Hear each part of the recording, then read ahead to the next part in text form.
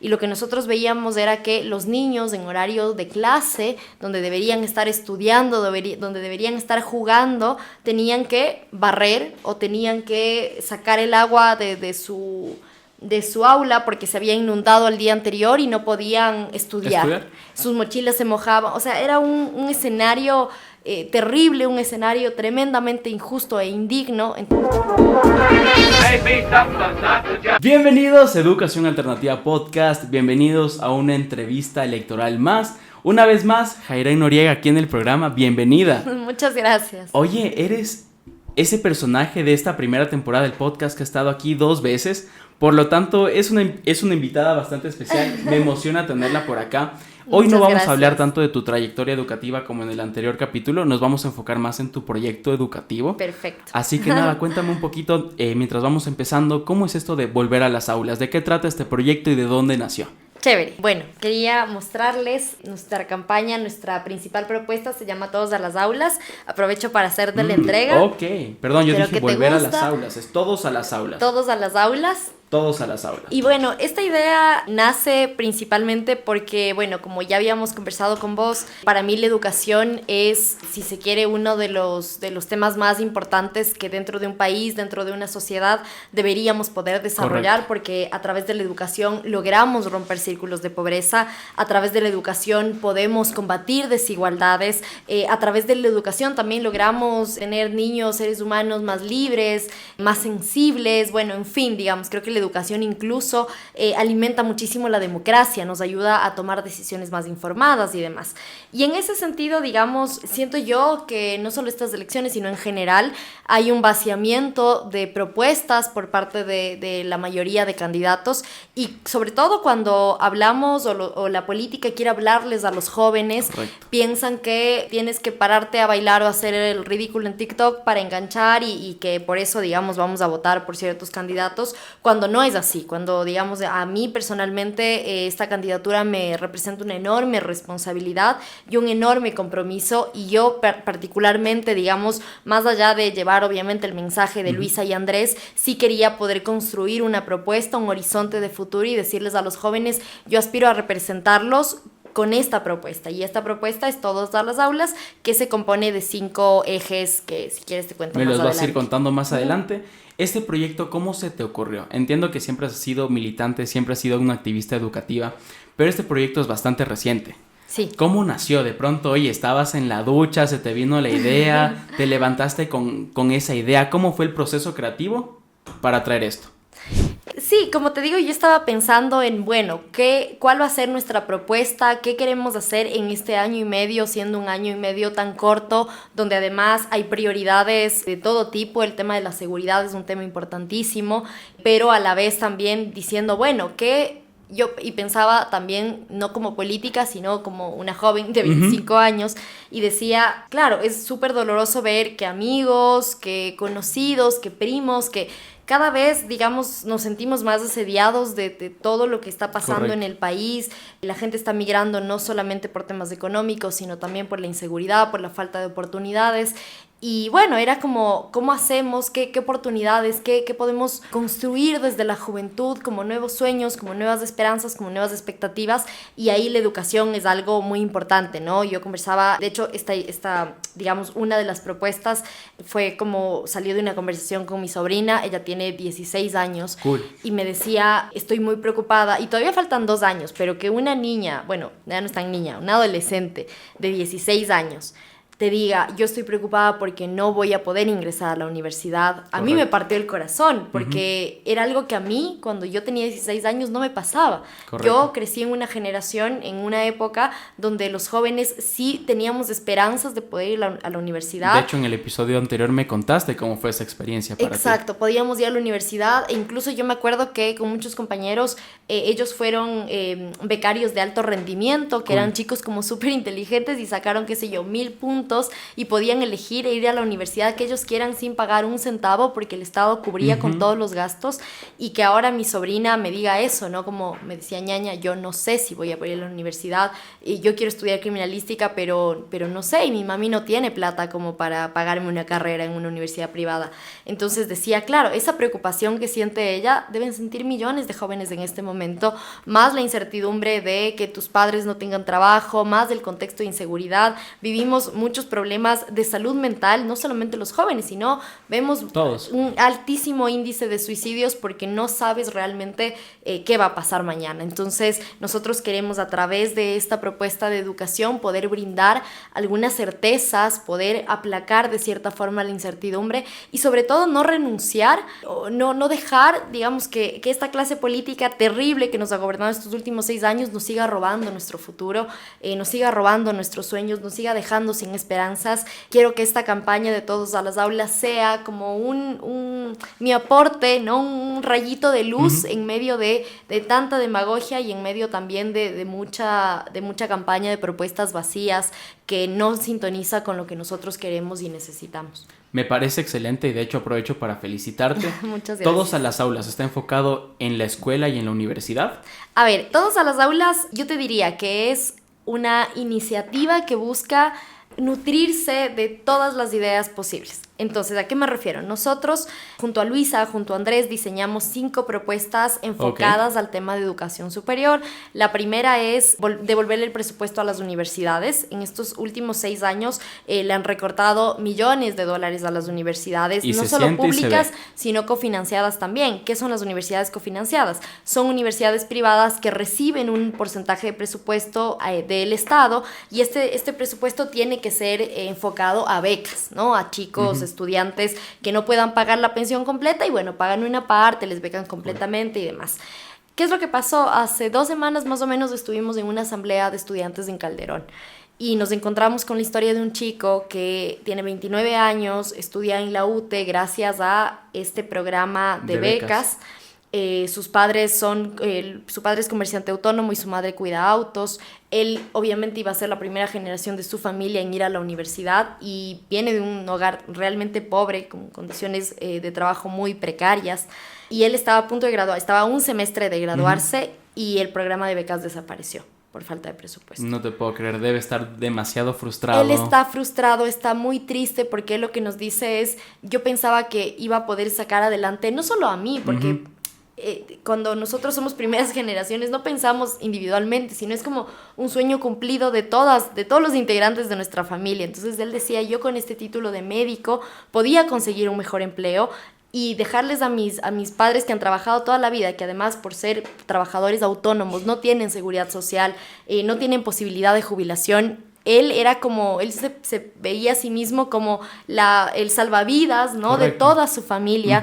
Y cuando cortan este programa de becas, él y muchos chicos se quedan como, bueno, ¿y ahora qué hacemos? Nos falta un semestre con lo difícil que es medicina, con lo complicado que es estudiar esa carrera y que es decir, le faltaba solo un semestre para graduarse. Le faltaba solo un semestre para graduarse y poder entrar a hacer sus prácticas y demás. Entonces, ese tipo de relatos son sumamente dolorosos y nos comprometen aún más porque no es un caso aislado, son historias de un montón de chicos que han tenido que quedarse a medias o que de plano no han podido ingresar a la universidad porque si tú no aumentas el presupuesto, no aumentan los cupos. Es decir, si Jairen llega a la asamblea, ¿este chico tendrá una oportunidad para estudiar?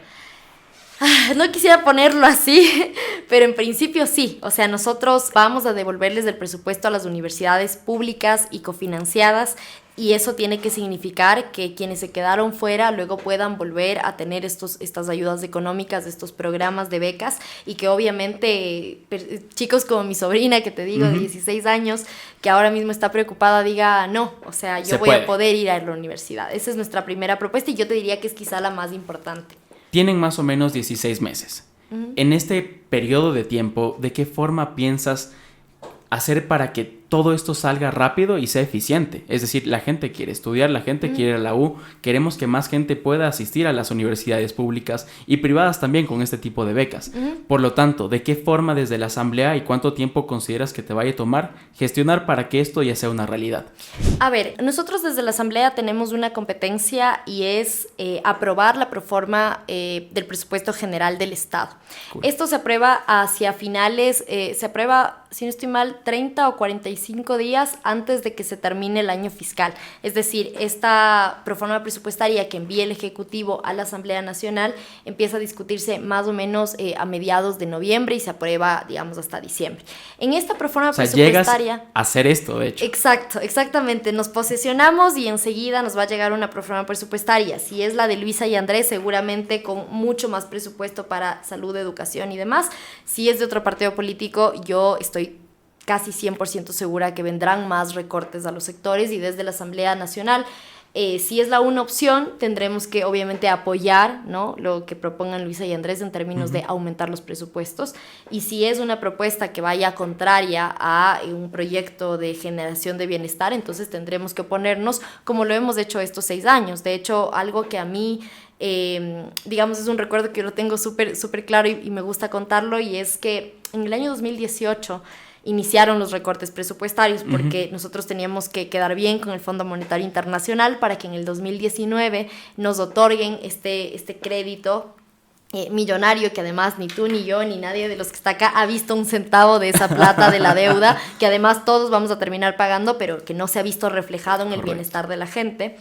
Y recortaron, en el 2018 empezó el primer recorte, 145 millones a las universidades. Y claro, 2018, 2019, 2020, incluso con pandemia de por medio, muchos jóvenes salíamos a las calles a protestar para que no se reduzca el presupuesto. Y llegamos, yo me acuerdo, la primera manifestación fue a Carondelet y una segunda en esa misma época llegó a la Asamblea Nacional. Y finalmente la mayoría de asambleístas terminaron aprobando esa proforma, que era una proforma que reducía el presupuesto. Y una de las razones por las que yo acepté la candidatura en su momento, en el 2021, fue porque yo decía, los que están ahí, o la mayoría de los que ahorita están ocupando puestos públicos, no van a pelear por mis sueños. O sea, definitivamente no van a pelear por las esperanzas, por los anhelos, por los deseos, por los sueños de toda una generación que nos quedamos afuera y éramos millones. O sea, realmente fuera, estábamos en Quito, en Guayaquil, en Cuenca, eran manifestaciones realmente grandes. Y a pesar de que nosotros éramos un montón, adentro eran 137 y te digo, la mayoría decidió darnos las espaldas. Entonces, para que esos políticos no te den las espaldas, entonces tienes que involucrarte y decir, bueno, esta vez voy a intentarlo yo y esta vez con esta voz que representa la voz de toda una generación, vamos a pelear eso. Entonces, como te digo, en este año y medio lo que buscamos es aumentar el presupuesto para las universidades. Para eso, Andrés ha sido sumamente claro, nosotros tenemos que traer el dinero que está ahora mismo en las reservas internacionales, y este dato es bien importante. Okay. Nosotros en el año 2019, como te digo, firmamos un acuerdo con el Fondo Monetario Internacional por más o menos $8,000 millones, de los cuales 2/3 no entraron a la economía nacional. 2/3 de esa deuda que contrajimos se fue directamente a Reserva Internacional, que ahora mismo está sirviendo por una reforma legal de Lenín Moreno para, digamos, salvaguardar el dinero de la banca privada. Entonces es un dinero que no estamos viendo, que no le está sirviendo a la gente y que de una u otra forma, digamos, tenemos que buscar los mecanismos legales. E invertirlo. Exacto, traer acá al país y ponerlo a circular, ponerlo en los bolsillos de la gente, generar empleo, proteger derechos como la salud, la educación, y además que, digamos, y esto no lo digo yo, hay estudios que te dicen que cuando vos inviertes en, digamos, el dinero público, $1, el factor de multiplicación es 3. Entonces vamos a tener una economía que se dinamiza porque se va a generar empleo y a la vez también vas a estar garantizando derechos como la educación. Y desde tu trinchera luchas contra la inseguridad, que es actualmente lo que más nos afecta. Hoy este programa es de educación y de verdad a muy poquitos candidatos los he visto hablar y tratar sobre un tema tan importante como aprender sobre la educación, universidades, escuelas, etcétera, etcétera. Estuve repasando nuestro último episodio. Y en el último episodio en el que estuvimos juntos, estuvimos conversando, cuando eras asambleísta más joven, justo cuando estabas defendiendo pues el tema de la muerte cruzada, súper loco. ¿Y qué pasó? Me hablabas que tú querías luchar contra las relaciones de poder dentro de las aulas, es decir, de estudiante-profesor, y la jerarquía que hay dentro de la escuela. Con este proyecto de educación, ¿cómo piensas luchar contra esas jerarquías de poder entre de pronto maestro-estudiante y esas jerarquías que vemos pues en cada aula? Sí, a ver, una de nuestras propuestas de hecho es aulas libres de violencias. Okay. Nosotros como estudiantes hemos visto, ojalá que no, pero también hemos vivido violencia y a las mujeres un tipo de violencia particular que es la violencia de género, correcto, el acoso sexual, la violencia sexual dentro de las aulas, y eso es algo que no pasa o no se inscribe solamente en el ámbito de las aulas universitarias, sino también y de forma muy dolorosa hemos visto cómo niños, niñas de escuelas, de colegios, están siendo, digamos, vulnerados, están siendo atacados por la violencia de género, por la violencia machista. Y en ese sentido, digamos, lo que nosotros estamos proponiendo es reformas a la Ley Orgánica de Educación Superior, para que sea, digamos, que existan protocolos claros y además que se cumplan, ¿no? Es importante que más allá de lo que dice en el papel existan mecanismos de sanción efectivos, mecanismos de prevención, por supuesto, mecanismos de atención a las víctimas de violencia dentro de las instituciones educativas, porque lo que nosotros vemos es que, digamos, que al profesor le sanciona. Es lo correcto, que te voy a contar una cosa que es por lo general lo que sucede. Le sancionan, le encuentran culpable, se va 2-3 meses, se va un semestre ya. Y al semestre siguiente vuelve como si nada hubiera pasado. Y las mujeres, las estudiantes o incluso docentes que hayan sido agredidas o víctimas de esta persona, tienen que o retirarse de ese espacio porque está su agresor, o vivir permanentemente un tipo de violencia psicológica al ver que tu agresor está impune caminando por los pasillos de una escuela, de un colegio, de una universidad. Tapar el sol con un dedo. Exacto, o que claro, ya, y lo que suelen decir es, bueno, es que ya no es docente, es parte del personal administrativo, entonces es como, no puede ser, un agresor no puede ser parte de un espacio educativo, solo no se puede, no. Mira, y no solo posible. Eso, ahí sí no sé qué opinas tú, pero en mi opinión tenemos agresiones que pasan todos los días en las escuelas. Desde el momento en el que un estudiante de pronto falla o de pronto da una mala respuesta, por ejemplo en matemáticas, y el profesor hace burlas o lo hace sentir mal, creo que eso también podría ser tachado como agresión. Por lo tanto, en este caso, un estudiante, ¿cómo va a poder quejarse o pedir ayuda en este tipo de momentos? Recordemos que normalmente los estudiantes sentimos miedo porque es una autoridad, lo ves como algo más grande que tú, y dices normalmente como, oye, si yo me quejo, me deja de la materia. O sea, el afectado soy yo. ¿Cómo piensas hacer esto posible para tener ese equilibrio, para tener esa transparencia?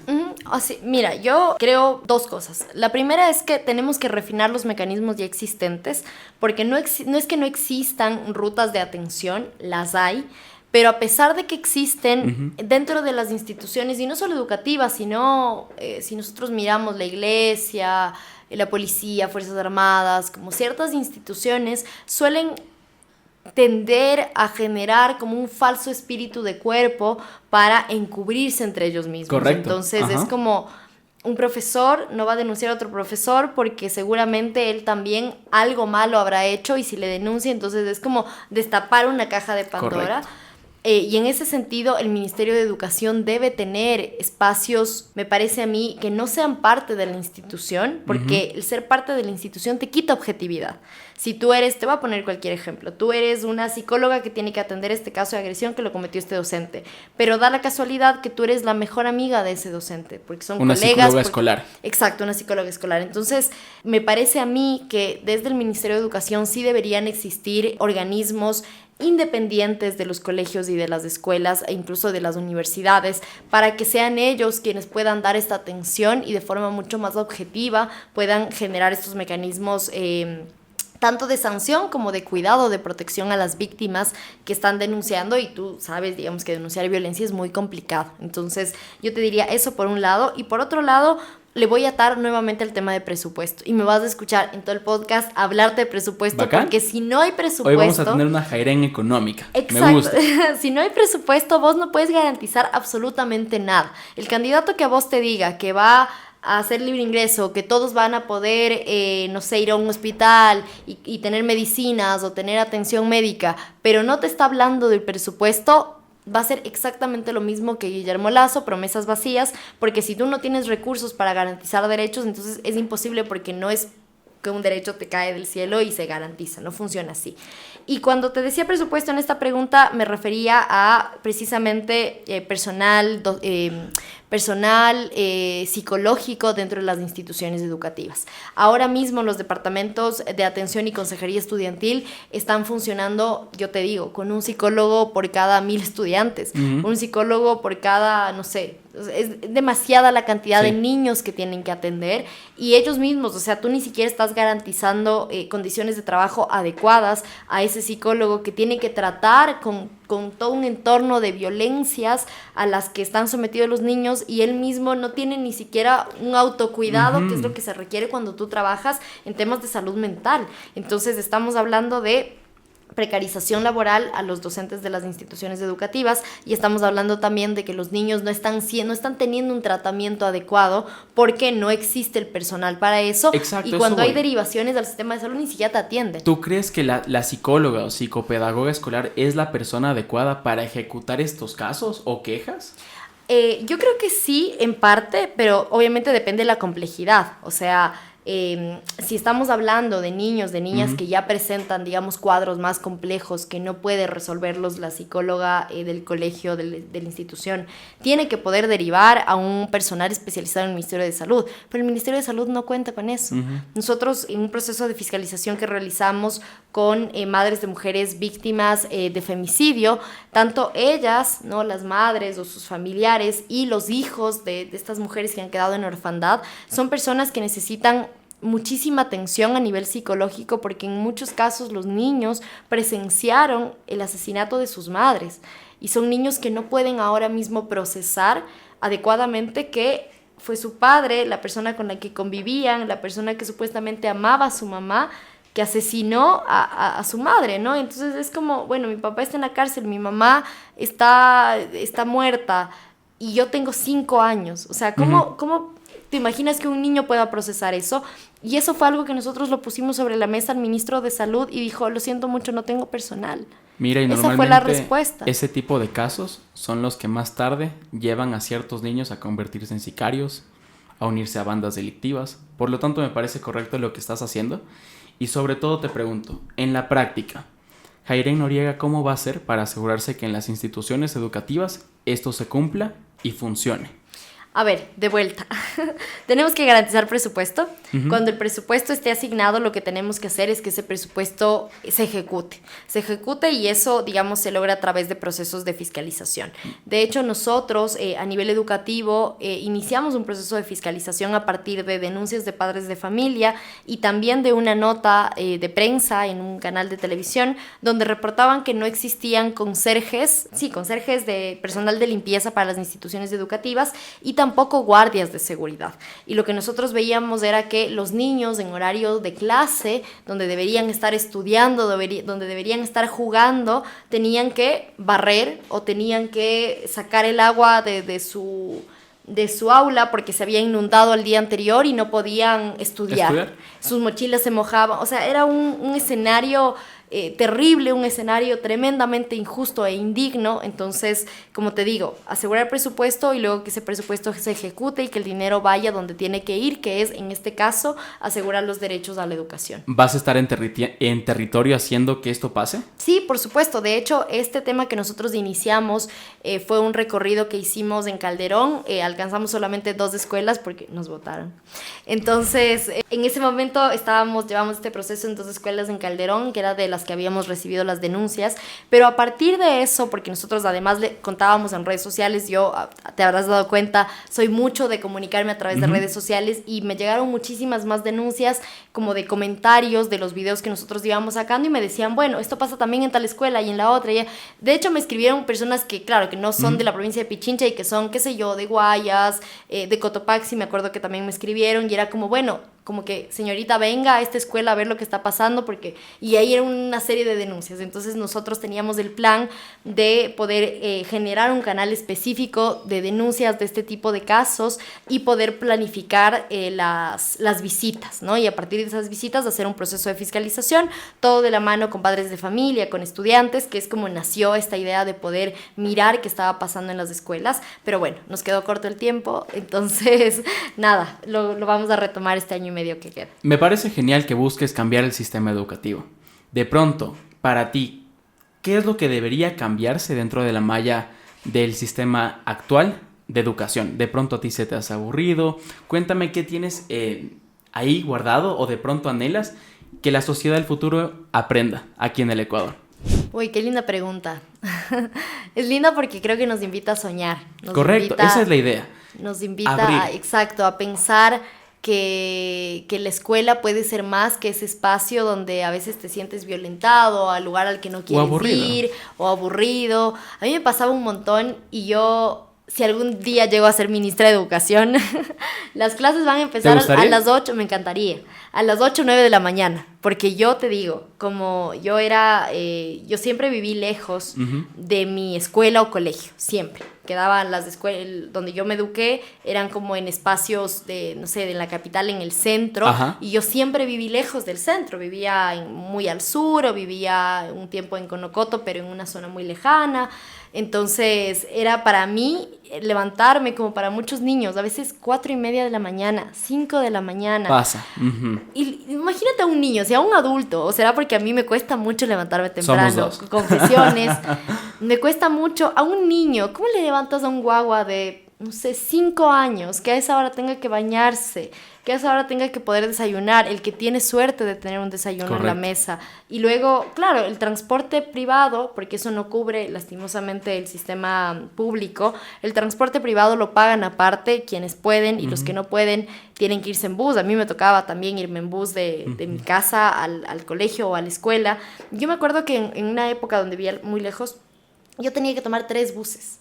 Entonces era de mi casa a la parada del bus de la avenida, pero ahí había un trayecto. Entonces, ahí pasaba solamente un bus. Si yo no me montaba en ese bus, que además venía lleno de gente, no llegaba. O me tocaba bajar caminando. Dormida, imagínate. No, era un trayecto corto, eran como unos 10 minutos. Ok. Pero eran unas calles, solo pasaba un bus porque eran unas calles que no estaban asfaltadas. Entonces yo me acuerdo que una vez casi me caigo porque realmente yo estaba colgada, o sea, estaba trepada en el bus con una mochila afuera. Porque si no me subía en ese bus realmente no alcanzaba. Entonces era un bus, luego llegaba a la avenida. En la avenida tenía que subirme a otro bus que te llevaba desde el Valle hasta el Playón de la Marín. Entonces ese bus igual, llenito, horrible, como todo muy así, muy feo para un niño chiquito que además carga esas mochilas enormes. Bueno, en fin, llegaba al Playón de la Marín y ahí me tocaba tomar la ecovía. Entonces eran 3 tramos para llegar al colegio. Y en la ecovía también tú sabes que la gente se amontona en horas pico, el sistema público no funciona bien. Correcto. Ojalá Pavel alcalde pueda mejorar, y yo sé que lo está haciendo. Con el metro creo que las cosas pueden cambiar, pero en ese momento cuando yo estaba en el colegio, entonces tenías que hacer filas enormes, y cuando se abría la puerta era o correr o morir, porque te empujaban y te caías. O sea, era una cosa horrible. Y yo veía muchos niños que iban, obviamente, a sus colegios, a sus escuelas, en transporte público, y vivían un montón de violencias, era terrible. Entonces, como te digo... Imagínate igual con el tema de que vivimos en una sociedad tan insegura. Imagínate mandar a un niño, como dices tú, de 5 años, solito, en transporte público, utilizar demasiados, de pronto 3 buses, como en tu caso. Puede vivir muchas cosas malas en ese trayecto, ¿me cachas? Sí, puede ser secuestrado. Es terrible, es inseguro, pero a veces no queda de otra. Entonces, como tú me decías, bueno, ¿qué piensas, qué sueñas? Yo lo vinculaba a esto, luego te conté una gran historia para decirte, bueno, no sé, pienso que el sistema educativo primero tendría que haber una escuela en cada barrio, una escuela en cada parroquia, para que esos largos desplazamientos no te quiten tiempo, a los niños no les haga que no tengan que despertarse tan temprano. Y que quizás vayamos según qué tan cerca estamos de esa institución.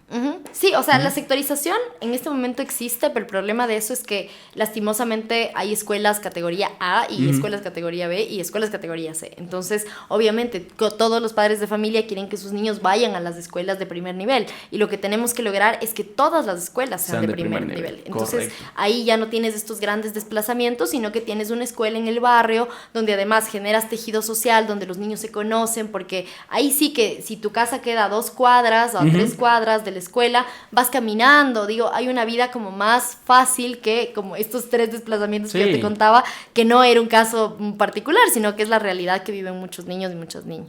100%. En cuanto a la metodología de enseñanza, ¿crees que deberían enseñarnos de una forma quizás distinta, más divertida? ¿Qué materias nuevas nos deberían dar? O sea, a ver, hay metodología. Yo no soy un especialista en educación, pero sí me gusta mucho la sociología de la educación. Genial. Y claro, ahí tú miras cómo existen distintos métodos de aprendizaje en función de las necesidades, en función de las distintas realidades. Y lastimosamente en este país, o al menos en Quito, no sé cómo funciona en otras ciudades, pero en Quito vos tienes como escuelas que tienen distintos métodos de aprendizaje, pero lastimosamente son escuelas privadas y son carísimas.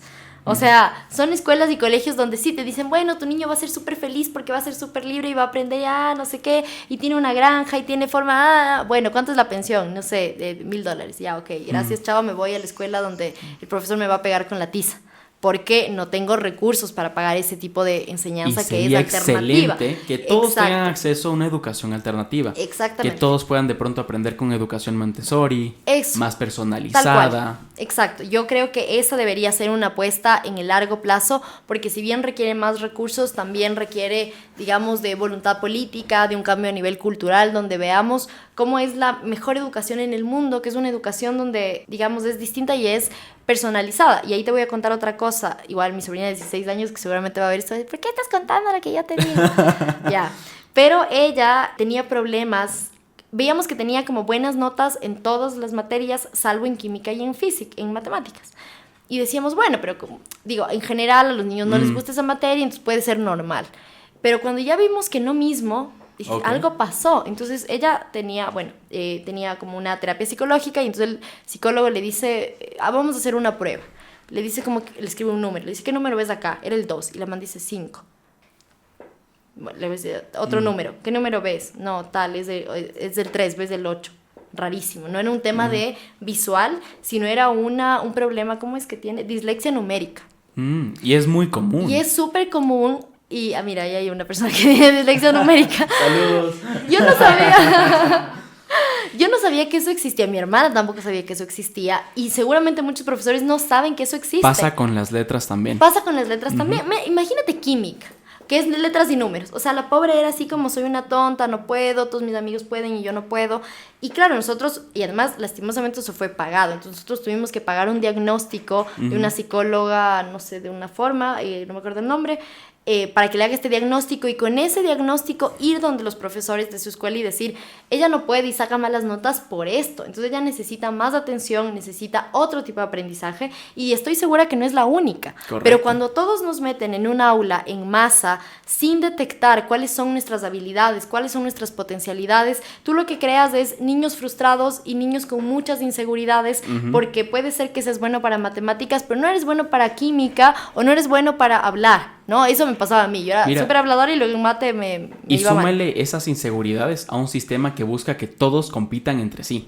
Ajá. Es decir, que todos sean igual, o sea, que todos sepan lo mismo y que todo, digamos, no valoras otras aptitudes, otras habilidades. Yo tenía compañeros que eran increíbles, no sé, en tocando la guitarra, qué sé yo, hablando algún idioma, que también es súper admirable, pero parecería que ese tipo de digamos, de habilidades, de destrezas, no son valoradas en el sistema educativo como sí lo son otras, y eso hace que crezcan, como te digo, niños inseguros, y esas inseguridades que tú tienes de niño, llegas de adulto y es súper difícil trabajarlas. Entonces, de hecho, crecen. Crecen y tú no entiendes por qué pasan las cosas que pasan cuando eres adulto hasta que te acuerdas que de niño por ahí hubo algo que te generó ese tipo de inseguridades. Entonces yo pienso, para cerrar, yo hablo un montón, perdón, para cerrar esta pregunta yo sueño con un país en el que los niños y las niñas vayan felices a la escuela. Y eso tiene que ser así como nuestra meta de vida, nuestra meta de país, donde todas las escuelas tengan patio, donde los niños puedan jugar, donde los niños puedan ir a tocar la guitarra, donde aprendan a tocar el violín. Ponle hasta una granja, que vayan y se ensucien, se diviertan. Exacto, que todas las escuelas tengan ese tipo de cosas, cuando ahora mismo te digo, en esas escuelas, yo en Calderón que fui a visitar por las denuncias que te contaba, ni siquiera podían jugar en el patio, porque era un patio que estaba inundado, o sea, no había el lugar por donde tiene que fugarse el agua cuando llueve, normal, estaba tapado, y entonces la cancha estaba realmente inundada, y los niños me decían, no podemos jugar. Decían, señorita, no podemos jugar, y nos toca quedarnos en el aula, que además del aula tenía el techo caído, bueno, en fin. Y claro, es súper doloroso ver eso, porque los niños que deberían tener infancias felices, que deberían encontrar en la escuela como ese lugar lleno de colores, lleno de diversión, lleno de oportunidades, de sueños, te topas con que ni siquiera puedes jugar fútbol. Qué locura. ¿Por qué consideras tú que el sistema educativo no se fija en las habilidades blandas de los estudiantes? Aquí me voy a poner un poco más socióloga y voy Perfecto, a decir para que eso estamos. y voy a decir que es el sistema capitalista el culpable, ¿no? Sí, vamos, ¿Y por vamos qué? por ahí. ¿Por qué?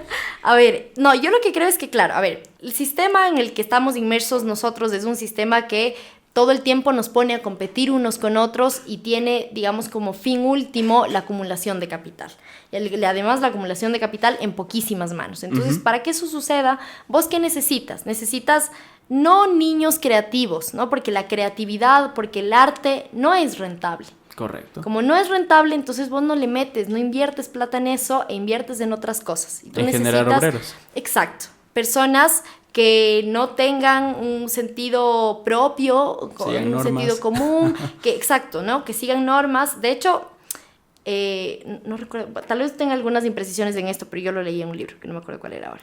Pero era como que en las escuelas tú tenías el mismo diseño que en las fábricas, porque tú lo que necesitabas era que de las escuelas salga gente que sea disciplinada y que pueda reproducir ese sistema de disciplina y de orden y de obediencia en las fábricas, porque las fábricas no necesitaban en su momento creatividad, las fábricas necesitaban que tú como empleado, como trabajador, llegues a una hora, tengas a cierta hora tu almuerzo y luego termines la jornada súper tarde encima para que solo vayas a la casa a comer y luego vuelvas al siguiente día a repetir esa rutina. Entonces, por eso las escuelas también son creadas de esa forma, ¿no? Con disciplina, con obediencia, tal. Timbre, uniforme. Uniforme, claro, el uniforme también es de esa lógica de todos somos iguales aquí porque todos vamos a cumplir el mismo trabajo y todos, digamos, uniformemente vamos a seguir estas reglas y no hay cabida para la creatividad, no hay cabida para el desarrollo personal de cada uno de los niños y de las niñas.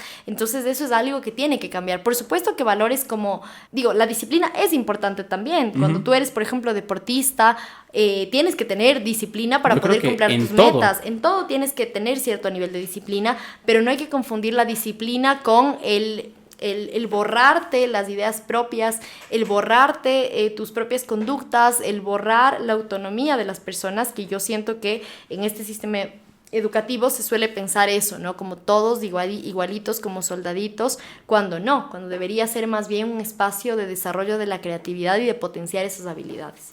¿Consideras que exista alguna materia que necesitemos actualmente en el sistema educativo? De pronto, no sé, salud mental, alguna materia que de pronto nos ayude a saber utilizar, por ejemplo, los desechos, saber tratar la tierra. ¿Qué tipo de materias consideras tú que ya es momento de que lleguen a la malla escolar? Ya, tú estás listo para ser ministro de Educación. O sea, estás diciendo unas cosas que suenan súper lindas y que yo creo que tienen que ser puestas sobre la mesa. Por ejemplo, el arte, ¿no? Debería ser hay música, por lo general, en algunas escuelas, pero es una música súper aburrida y te enseñan a tocar la flauta y no sé qué. Y hasta le pierdes el cariño. Le pierdes, yo nunca aprendí a tocar la flauta, además. Y si me pones una flauta aquí, yo voy a salir corriendo porque sacaba 0 cada vez que intentaba. Entonces, creo que también hay que repensar los métodos y por ahí si no puedes la flauta puedes otra cosa, el charango, qué sé yo, las de estas, ¿cómo se llaman? Los bongos, el charango. Eso, cualquier cosa, digo, en algo debo servir, pero a mí me dijeron que yo no era muy hábil para la música, entonces y así con muchos niños y muchas materias, entonces creo que desarrollar el arte debería ser, digamos, una posibilidad. Yo en el colegio, pero esto era muy particular de mi colegio, no lo he visto en otras instituciones públicas, en las privadas sí, en las públicas no, y era como que nosotros teníamos cada día una hora de materia optativa. Entonces en esa optativa nosotros teníamos danza contemporánea, teníamos danza moderna, teníamos dibujo técnico, dibujo artístico, teníamos teatro, teníamos pintura, era una serie, ¿En cuál te inscribiste tú? Yo me inscribí en danza. ¿Ya? Me inscribí en danza y de hecho me quedé en danza, aunque yo creo que me hubiera ido mejor en teatro. Pero yo estaba en esa época en donde... Te estabas descubriendo. Me estaba descubriendo y además yo veía las novelas y las películas y qué sé yo, entonces era como que las chicas populares estaban en danza, entonces yo quería estar en danza para ser una chica popular. Aunque no me fue tan bien y cuando en teatro necesitaban gente para una obra, entonces nos movieron algunas chicas de danza a teatro y en teatro la rompí. Entonces eso de ser popular no funcionó, la danza tampoco funcionó, el teatro me fue un poco mejor.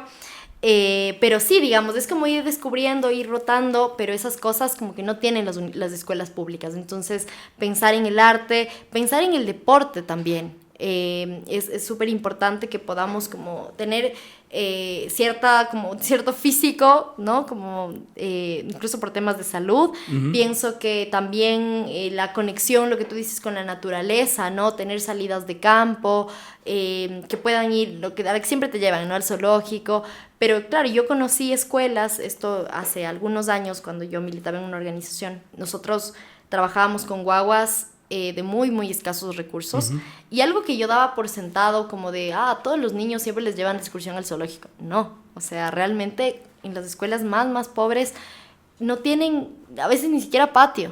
O sea, a veces ni siquiera tienes un baño decente donde los niños puedan tener un poco de dignidad. Correcto. Entonces yo creo que todas las escuelas y sobre todo las escuelas públicas, los colegios públicos deberían ser los de mayor calidad, los de mayor excelencia, deberían ser un modelo para la educación privada y no al revés. Porque en las escuelas públicas, en los colegios públicos, por lo general van los niños, los jóvenes de más escasos recursos. Correcto. Y vos a esos niños es a los que tienes que darles todo, desayuno escolar, uniformes, textos, que tengan acceso al arte, que puedan mirar que el mundo es otra cosa. Tecnología también. Tecnología tan importante, robótica, o sea... aprender de otra forma, buscar una forma especializada y con esto cierro, pero me parece bien importante, y es que en este país la educación para niños, niñas con discapacidad es prácticamente nula. Sacar un carnet de discapacidad, no tienes idea. Yo afortunadamente no tengo ningún familiar que tenga algún tipo de discapacidad. Digo afortunadamente porque es difícil que ser una persona con discapacidad en este país, pero como te decía, en este proyecto yo acompañé a una familia para que este guagua pueda sacar su carnet de discapacidad. Él tenía, me parece que unos 5 años, y en esos 5 años de vida, por muchas razones, nunca le habían detectado qué tipo de discapacidad tenía. Tenía ya 5 años y no sabíamos cuál era el diagnóstico. Primero que nos demoramos meses para que le den ese carnet, entre anda acá, anda allá, tal. Y para una familia que no tiene ni para el pasaje, hacer esos viajes es complicado, cuesta plata y es casi imposible. Al final logramos que le den el diagnóstico y él tenía un retraso mental de más o menos, o sea, él era un niño de 8 años, me parece que tenía la edad mental de un niño de 2 o 3 años. Y ellos decían que eso no hubiera sido tan grave si es que desde el inicio se hubiera detectado esta discapacidad y se le hubiera hecho un proceso de estimulación para que su retraso mental sea de menor tiempo, ¿no? Entonces no tenga la edad de un niño de 3 años, sino tal vez de uno de 5, si tenía 8. Eso era posible si es que se lo hubiera tratado a tiempo. Pero en este país eso no era una prioridad. Y cuando fuimos a buscarle un cupo en una escuela pública que atendía a niños con discapacidad, era una escuela horrible. O sea, yo no he ido a escuela más fea que esa escuela, cuando debía ser más bien el lugar más lindo, correcto, el lugar con mayores implementos, el lugar con la mayor cantidad de patio para que los niños tengan esas destrezas, para que puedan ser tratados de forma justa. Y era una escuela en pésimas condiciones. Entonces creo que también pensar en la educación para niños que tienen algún tipo de discapacidad es importante en este país. Mira, comparto tu lucha. De hecho, hace un año dediqué una charla TEDx a uno de mis mejores amigos, que es sordo. Y justo yo proponía que quizás la mejor forma de que esta gente no se sienta aislada es integrando la lectura de braille y el lenguaje de señas como materias importantes dentro del currículum estudiantil. Aquí va una pregunta súper importante para ti, de hecho es algo futurista, entonces te invito a usar ahí tu imaginación. Creo que hoy en día necesitamos menos obreros porque cada vez necesitamos personas que sepan tomar decisiones y direccionen a la inteligencia artificial y a la tecnología. Por lo tanto, si es que seguimos educando a nuestra gente como se están educando actualmente de memorizar, aplicar en un papel, vamos a tener gente con menos trabajos de aquí en unos años, porque necesitamos gente que sepa tomar decisiones. Ustedes, y sobre todo tú como la ex asambleísta más joven que teníamos aquí en el país, ¿de qué forma piensas luchar contra este tipo de desigualdad tecnológica / educativa?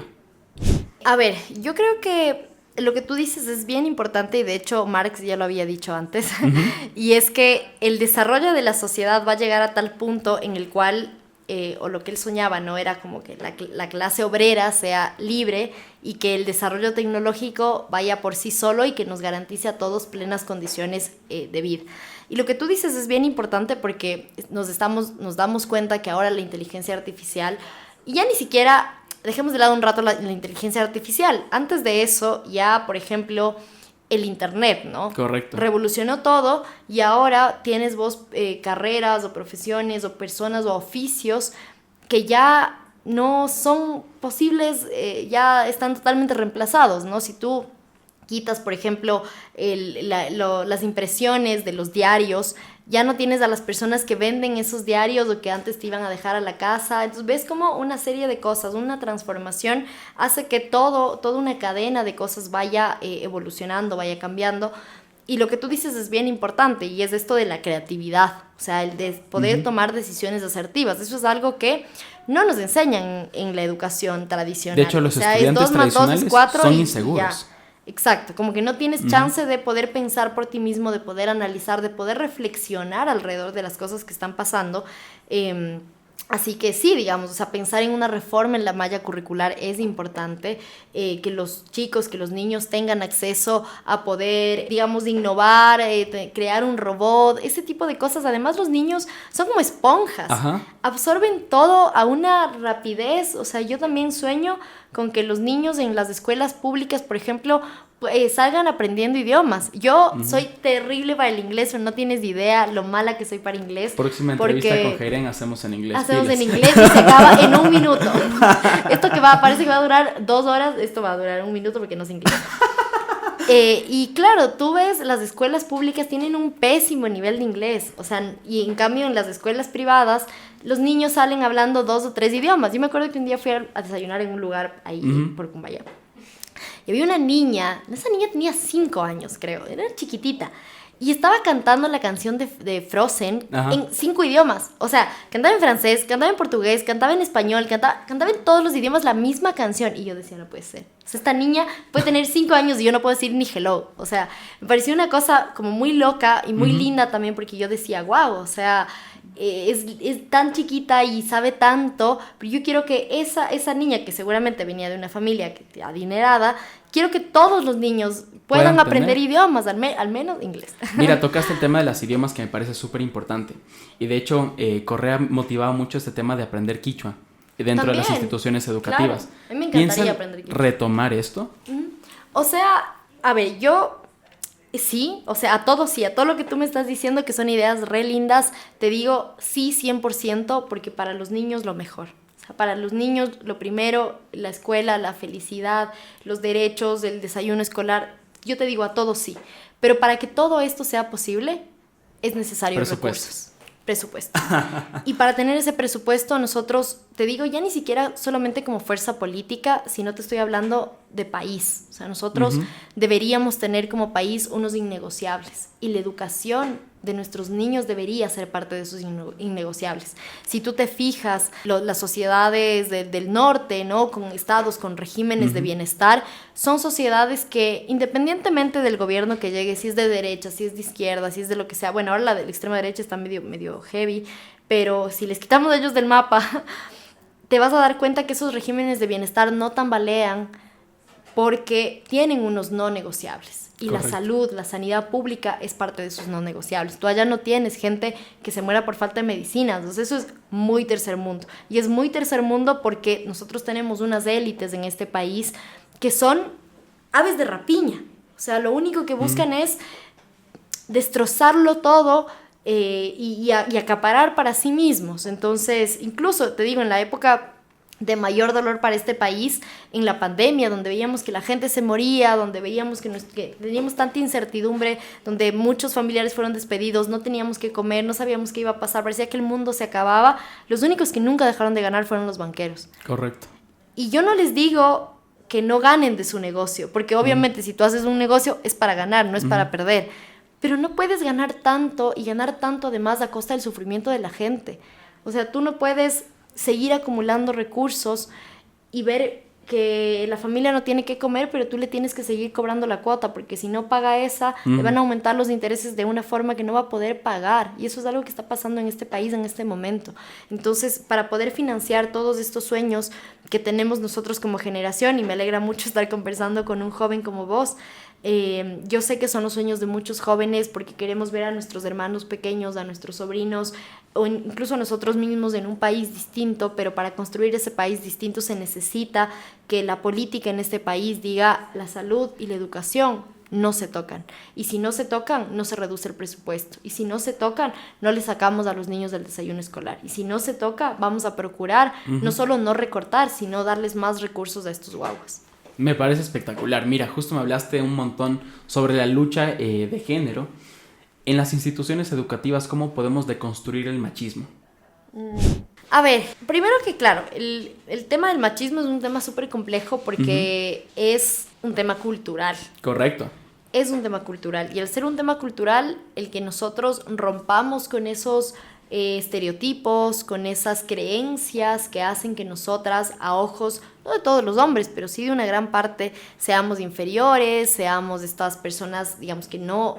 Que ni siquiera podemos tener autonomía sobre nuestros cuerpos, o que es un hombre el que tiene que decidir hasta cuándo vives y cuándo vas a ser asesinada, porque correcto. Yo digo, es muy complejo, pero hay que iniciar por algún lugar, y yo creo que estoy de acuerdo contigo, la educación es ese lugar en el cual nosotros tenemos que deconstruir ciertos valores, deconstruir ciertas cosas que vamos aprendiendo, porque claro, o sea, los niños... un niño que ve en su casa, ¿no? En el hogar, como que su papá le pega a su mamá, o su papá es violento, o su papá dice ciertos chistes que están fuera de lugar. Tú como niño no puedes detectar si eso es lo correcto o es lo incorrecto, porque en esa etapa es donde tú estás formando tu sistema de valores, y esos sistemas de valores se forman con lo que tú miras a tu alrededor. Entonces, digamos, a nivel de familia eso tiene que cambiar, pero eso me parece otra vía.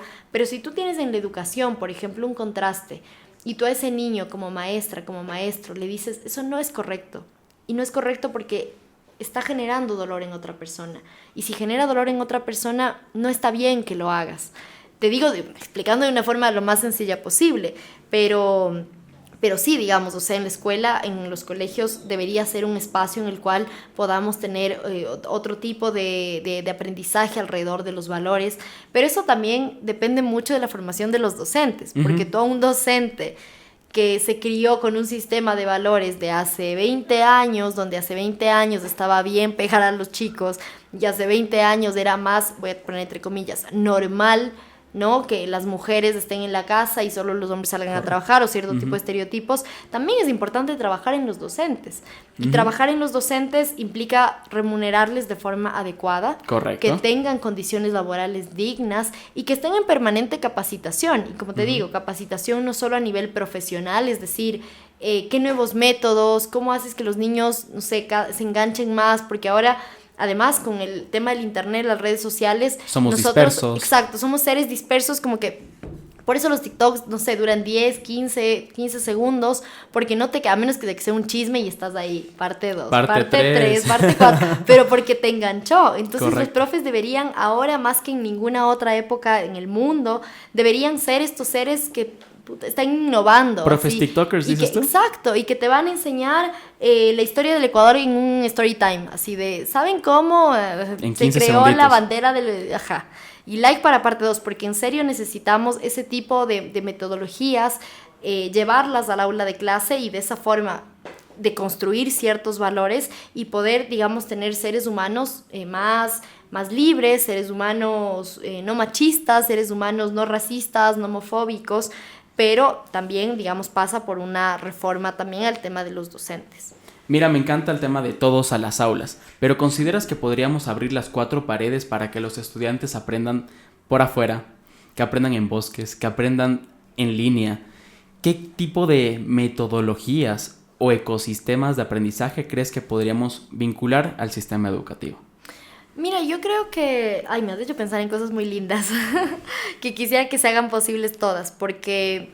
Claro, cuando tú aprendes de forma práctica y no solamente en un pizarrón, si tú aprendes a sumar con las ovejitas de la granja y si tú aprendes a leer cantando, dibujando en la arena, dibujando, o sea, a mí me parece que tendríamos niños más felices. Y si tienes niños felices, vas a tener adultos con menos problemas de salud mental, vas a tener adultos con menos problemas de depresión, con menos problemas de estrés, que es ahora mismo una de las cosas que más como sociedad nos aqueja. Pero sí, digamos, necesitamos que como país llegar a esos acuerdos. Y te digo, para todo eso que tú me dices, se necesita presupuesto. Si ahora mismo no eres capaz de reparar el techo de un aula y que se caiga en plena clase poniendo en riesgo a los niños, y te digo porque eso ha pasado, nosotros lo vimos al día siguiente de que realmente el techo se había caído. Si tú no tienes esos mínimos garantizados, es muy posible que estas cosas de las que estamos hablando, que a mí me hacen soñar y digo, en ese país que estamos pensando tú y yo, quiero que nazcan mis hijos. Exacto. Quiero que mis hijos tengan ese tipo de educación. Que vayan felices al cole. Que vayan felices, que me digan, mamá, quiero irme al colegio, aunque sea con 40 de fiebre, pero que vayan a la escuela y que la escuela sea su lugar feliz. Y que no tengan que fingir que están enfermos. Exacto, yo hacía eso. Entonces, sí, yo creo que todas las mejores ideas, todas las mejores iniciativas, que los niños... yo recuerdo cuando trabajaba con estos guaguas de escasos recursos, muchos no conocían el mar. Entonces era como, bueno, hagamos una colecta, hagamos lo que sea y llevémosles a la playa. Y no sabes lo que para niños que nunca han ido al mar, que no conocen, que solo han visto por la tele, era lo bonito, Me ¿no? imagino. Nunca los niños, por ejemplo, nunca se han subido a un avión, muchos niños de escasos recursos, incluso yo te diría de clase media, sino hasta una edad muy avanzada. Correcto. Loco, subámosles en un avión, o sea, qué lindo, ¿no? Qué lindo, y eso les motiva y dicen, quiero ir a la escuela, quiero aprender, se hace como todo mucho más fácil, que es lo que nosotros queremos para los niños, la mayor felicidad. Exacto. Pero eso demanda recursos. Entender que la escuela te está sirviendo para llegar a un lugar mejor o cumplir tus sueños, que en este caso normalmente vas a la escuela porque te tocó. Mencionaste algo súper importante que es el estrés, y aquí te voy a hacer una pregunta un poco más privada. ¿Sufres de estrés? ¿Tienes bastante estrés en tu día a día?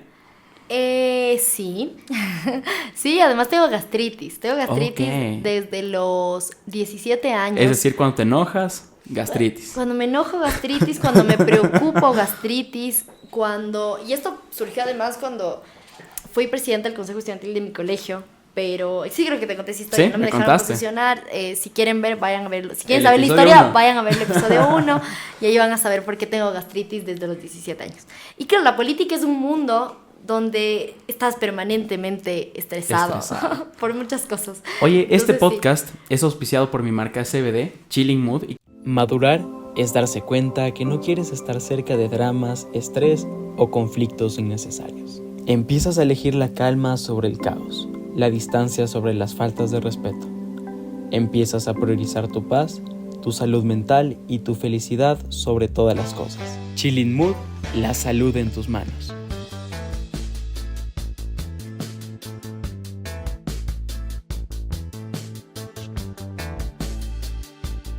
Consigue viralidad y ventas. Trabajemos juntos y posicionemos tu negocio a partir de las últimas tendencias de Internet. Juan Cid Agencia. ¿Trabajamos juntos? Queríamos obsequiarte un vape. muchas gracias. ¡Tarán! Así que porfis, hazle un unboxing A ver, vamos a ver. para tus momentos de estrés, para tus momentos Muy en los bien. que Ay, qué linda la cajita. se ve tengas muy mucho linda. enojo. Muy bien. Uf, todos los días, amigo. Para Voy a llevar esto en mi canalizar. cartera. Es una herramienta. Qué chévere. Muchas gracias. Ese es un vape desechable. Lo Ya. puedes llevar a cualquier sitio, lo puedes pasar Bien, incluso en bien. un avión. Y lo más cool de todo es que es desechable. Apenas se termina, pues lo botas. Ah, mira, muy bien. Muchas gracias. Lo voy a usar. Ojalá no me funen en redes sociales. No, en este podcast apoyamos a la salud mental y para la gente que no lindo. conoce el tema, el CBD se Muchas utiliza gracias. para tratar muchas enfermedades como epilepsias, esquizofrenias, incluso para la gente que tiene problemas alimenticios le sirve un montón para poder abrir el apetito, incluso para la gente que tiene depresión, estrés, para tener un equilibrio emocional, pues mucho mejor en su vida. Así que Muchas nada, gracias. Yo también ya te regalé una libretita. Una libreta. Estamos intercambiando regalos, como si fuera Navidad. me encanta, de eso se Amigo trata este secreto. podcast. Y para ir finalizando el podcast, quería consultarte, ¿de qué forma podemos nosotros empoderar a las niñas y adolescentes de las instituciones educativas? ¿En qué sentido? Principalmente para que antes de graduarse se la crean más y digan como que, oye, puedo soñar en hasta allá, tengo un norte un poco más extenso, grande, y no es como que salgo del cole y X. Bueno, o sea, ahí lo que nos corresponde a nosotros, y digo nosotros como políticos, es crear oportunidades, porque uno tiene su horizonte hasta donde ve que su entorno puede llegar, por ejemplo. Y yo te digo esto porque cuando yo era pequeña, Uh-huh. mi hermano no pudo ir a la universidad, mi hermana tampoco, mi mamá tampoco. Entonces, claro, yo decía, tal vez yo tampoco voy a ir a la universidad, Uh-huh. porque además estadísticamente, ahora no tengo el dato, pero si tu papá o tu mamá no fueron a la universidad, tú tienes creo que un 50% de probabilidades de que tú no vas a ir a la universidad. Y esto es objetivo, no es solamente de voy a manifestar que voy a ir a la universidad, no. Porque el mundo no funciona solo de manifestar, sino funciona y va de las condiciones y las posibilidades reales que Correcto. tú tienes de cumplir tus sueños. Y entonces, en ese sentido, cuando yo empezaba a ver en la tele, ¿no? Uh-huh. Yo veía las sabatinas. Tengo que admitir, es mi momentos que te mantienen humilde, y yo veía las sabatinas. Y claro, yo veía que en realidad, o sea, vos podías salir del colegio, dar un examen e ir a la universidad, si es que sacabas un buen puntaje, obviamente, o becas. Yo veía que mis compañeros, ¿no? Una generación más arriba que yo, porque yo, de hecho, fui la segunda generación donde implementaron el examen, y una generación más arriba que yo, veía que los chicos decían, me voy a estudiar en Londres. ¿Cómo te vas a estudiar en Londres? Bueno, el Estado me dio una beca, no sé qué, me van a pagar todo, no sé qué. Y luego de 2 años vos les veías así haciendo sus Eurotrips y no sé qué, una cosa súper linda, y estudiaban, y luego como tú veías que eso era real. Uh-huh. Cuando yo era pequeña pensaba que eso no era posible, y cuando crecí me di cuenta que con un Estado presente Uh-huh. te pueden dar las oportunidades y las posibilidades de cumplir tus sueños. Entonces yo te diría, no solo va de un empoderamiento a nivel personal y decir como Barbie, no sé lo que quiero hacer, me encantaría que solo fuera de eso, pero no, o sea, necesitamos un Estado presente que les diga a esos niños que al salir del colegio van a poder ir a la universidad, y no solo que van a poder ir a la universidad, sino que van a poder estudiar robótica, y que si estudian robótica van a tener un puesto de trabajo. Y eso es algo a lo que nosotros, si bien no lo logramos al 100%, porque 10 años para transformar un país lastimosamente es un tiempo muy corto, pero íbamos en camino a eso, íbamos en camino a que con becas los estudiantes puedan salir fuera a cumplir sus sueños, íbamos en camino ya habíamos creado 4 nuevas universidades, una universidad de artes pública. Uh-huh. Eso es algo que a mí me parece como Espectacular. hermoso, espectacular. Que lo ves porque en los países de primer mundo. lo ves en los países del primer mundo, y yo recuerdo que en la campaña del 2021, Marcela subió un video, Marcela Guiñaga era candidata en ese momento, o no era candidata, bueno, no me acuerdo, pero estaba haciendo un video donde era en un barrio muy, muy popular de Guayaquil, muy humilde, digamos, Uh-huh. me parece que era Isla Trinitaria. Y ella se había encontrado con una estudiante de la Universidad de las Artes que tocaba el violín, y esa chica había salido a recibir a Marcela, y era un video de ella tocando el violín. Y eso a mí me hizo un clic enorme, porque yo me acuerdo que cuando era niña, uno de mis sueños, que todavía no lo cumplo, era aprender a tocar el violín. Pero eran muy caras las clases Uh-huh. de violín, o sea, de música O en incluso general, de instrumento. y de violín particularmente era muy caro. Entonces mi mamá nunca me pudo meter a una clase para estudiar el violín, y yo veía a esta chica que también decía que había sido todo su sueño tocar el violín, que lo estaba cumpliendo, y lo estaba cumpliendo gracias a la Universidad de las Artes, que era pública. Entonces yo digo, en serio que el Estado tiene que ser ese espacio de equiparar oportunidades, de igualar oportunidades, y de decir, la gente más pobre y la gente más humilde también merece cumplir sus sueños. O incluso extender este tipo de enseñanzas desde internet. O sea, siendo el Estado de pronto me invento, el creador de algún canal de YouTube, plataforma. de alguna plataforma, y que con pasitos pequeños se vaya creando esta universidad de arte que me parece espectacular. No, y está creada. Está en Guayaquil, la Universidad de las puedo Artes. creer. Claro, pero Wow. le he quitado tanto el presupuesto que ahora Oye, está de verdad. prácticamente desfinanciada. Exacto. Pero esa universidad existe, la Universidad de las Artes en Ni siquiera sabía Guayaquil. que había una Universidad de las Artes, de verdad, me siento un ignorante. Pero siento que deberíamos de verdad darle más potencia, darle más valor. O sea, imagínate, hay universidades de artes, por ejemplo en Argentina, en España, donde personas de otros países buscan entrar Exacto. ahí y por no ser ciudadanos de esos países no pueden. O sea, haz de cuenta, y me parece espectacular. Oye, te agradezco por estar en este Muchas espacio. gracias, De verdad David. ha sido un honor entrevistarte. Oye, motivarte a que tu lucha por la educación continúe. Muchas gracias. Esos cambios tienen que venir, las siguientes generaciones Pronto. tienen que divertirse mientras aprenden, así que nada, te felicito, mucha suerte en esta campaña. Muchas y ahora gracias. la cámara es tuya, mándale un mensaje a toda la gente que llegó hasta este minuto de la entrevista. Claro, si era en inglés hubieran llegado más personas seguramente porque era más corto. Bueno, no, Hubiera gracias. sido un TikTok y no un podcast. Hubiera sido un TikTok, realmente. Ese que termina turun, turun, turun, turun, ya. No sé si están entendiendo. Con los créditos. Exacto, con Exacto. los que sí, de fin, ya se acabó. Bueno, no, primero gracias por el espacio, me divertí un montón y la verdad es que lo que más me gustó es que nos permitimos ambos por una hora, pues poquito, nos permitimos soñar en otro país. O sea, hermoso, ¿no? Dejamos de lado un rato como el país de las masacres penitenciarias, del país del desempleo, el país de la inseguridad y nos permitimos soñar en el país que realmente los jóvenes merecemos. Y eso no es menor porque nos han quitado todo y que al menos no nos hayan quitado esta posibilidad de soñar es un montón. Entonces, mi compromiso con vos, como parte de una generación de jóvenes, con los compañeros y compañeras que nos miran, es no dejar de trabajar, no descansar hasta que este país sea un país más feliz para todos y todas. Y en especial, como hablábamos durante todo el podcast, para los niños y las niñas, que son para mí lo que más deberíamos resguardar en una sociedad. Correcto. Son los niños, porque son, digamos, las personas más vulnerables, son las personas más inocentes, las que más se encuentran en proceso de aprendizaje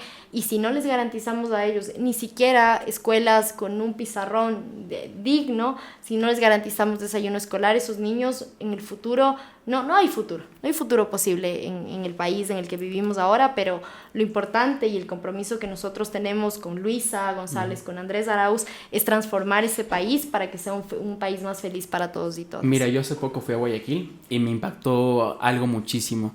Estuve en Pordurán y justo mientras estábamos ahí y nos tocaba de hecho pagar para que no nos roben ni nos asalten ni nos hagan nada, nos contaban que los principales sicarios y los más importantes y los más top son niños de 13, 15 años y ahí me di cuenta lo importante que es cambiar el sistema educativo.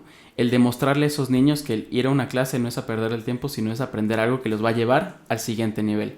Porque muchos niños consideran que ganando, me invento, así sea $30 al día por matar a alguien, les da más frutos que ir a una clase. Por lo tanto, hay que cambiar las cosas. Totalmente. En caso de que este episodio te haya gustado, no olvides darle un gran pulgar arriba, compartirlo con todos tus amigos. ¿Cómo podemos encontrarte en redes sociales? Bueno, pues así, mira, yo también traje para que miren las redes sociales. Estoy como Jairen Noriega, Jahirn Noriega, en Instagram, en Facebook y en TikTok. Jairen ¿Cuál es la red Noriega. que más te gusta usar? Instagram. Facebook ya me parece un poco aburrido. Twitter solo para pelear. Y TikTok, ahí estoy intentando cogerle el golpe. ¿Cómo te ha ido con Threads? ¿Lo has usado? Bien. Sí, lo he usado, pero tengo muy poquitos likes. Creo No que no peleas tengo por ahí. tantos amigos. Ajá. Bueno, vayan a seguirle en Threads. Estamos de hecho a punto de llegar a los 100,000 suscriptores aquí en YouTube, así que si es que aún no están suscritos, suscríbanse porque estamos a nada de tener esa plaquita por acá en el estudio. Así que nada, yo soy Juan Cid, síganme a mí también en todas mis redes sociales y recuerden que aprender no es memorizar. Nos vemos en el próximo episodio. Chao. Bye.